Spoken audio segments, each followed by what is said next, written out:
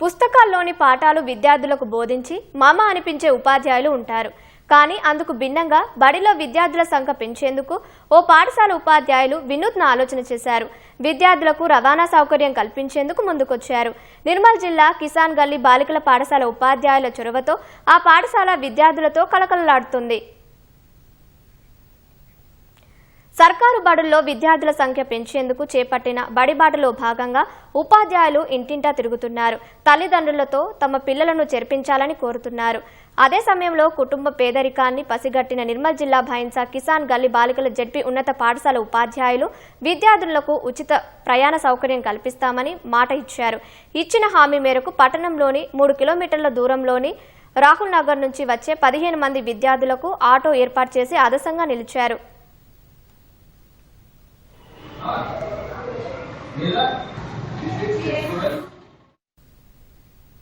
గతంలో ఈ పాఠశాలకు రాచేవాడ్ పద్మ ఉపాధ్యాయులుగా పనిచేశారు. ఆమె మృతి చెందగా ఆమె భర్త గంగప్రసాద్ అదే పాఠశాలకు బదిలీపై వచ్చారు. తన భార్య జ్ఞాపకార్థం పాఠశాల అభివృద్ధికి పాటుపడుతున్నానని తెలిపారు. ప్రధానోపాధ్యాయులు గంగప్రసాద్ చొరవతోనే పిల్లల్ని పాఠశాలకు తీసుకురాగలిగామని ఉపాధ్యాయులు చెబుతున్నారు. విద్యార్థుల ఇళ్లలో తిరగడం జరిగింది. అన్ని ఇళ్లలో తిరిగేటప్పుడు కొందరు చాలా బీద విద్యార్థులు, దూరం ప్రాంతాల నుంచి వచ్చే విద్యార్థులు కనబడ్డారు. వాళ్ళు ఆర్థికంగా వెనుకబడి ఉండడం వల్ల పాఠశాలకు వచ్చే సౌకర్యాలు లేక వాళ్ళు బడి మానేసే స్థితిలో ఉన్నారు. అలాంటి పేద విద్యార్థుల కొరకు ఉపాధ్యాయ బృందం అంతా కలిసి ఒక ఆటోను ఏర్పాటు చేయడం అనేది, దానివల్ల కానీ సంతోషంగా సమయానికి బడికి వస్తున్నారు. దీనిలో ప్రధానోపాధ్యాయులు కీలక పాత్ర పోషించారు. 23 నుండి ఇక్కడ పనిచేస్తున్నాను. నేను వచ్చినప్పుడు ఈ పాఠశాల యొక్క పరిస్థితి సరిగా లేనందున ఈ పాఠశాలను పూర్తిగా మరమ్మతులు చేయాలన్న ఉద్దేశంతో అన్ని కార్యక్రమాలు చేయడం జరిగింది.